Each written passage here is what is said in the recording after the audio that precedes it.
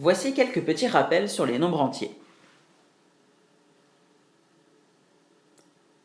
Comme tu peux le lire, à la fin de cette vidéo, tu seras capable de comprendre et utiliser la valeur des chiffres dans un nombre entier. Pour écrire n'importe quel nombre, tu disposes de 10 chiffres. Tu les connais très bien. 0, 1, 2, 3, 4, 5, 6, 7, 8 et 9. Pour compter, notre système se base sur le principe de paquet de 10. C'est pourquoi nous parlons d'un système décimal. Le préfixe déci, qui vient du latin, signifie dixième.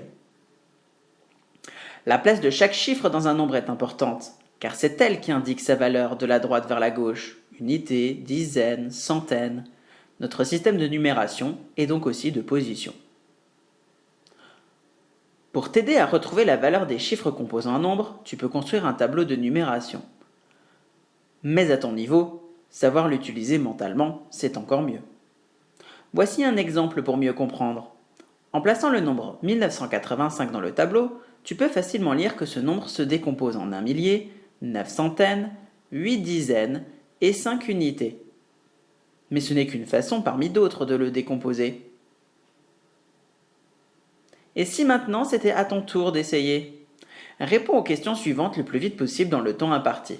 Si besoin, tu peux toujours faire pause avant que la réponse ne s'affiche. Voici la première question.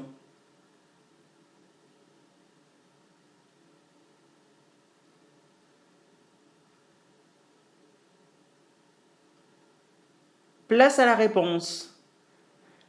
Grâce au tableau de numération, tu peux vite lire que le chiffre des centaines est 8. Et voici une deuxième question.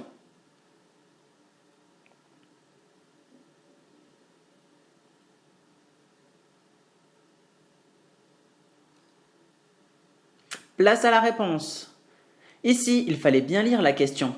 On te demandait le nombre de centaines, c'est-à-dire combien de centaines en tout composent ce nombre. Il y en a donc 205. Ça y est, te voilà normalement prêt pour le travail qui t'attend en classe.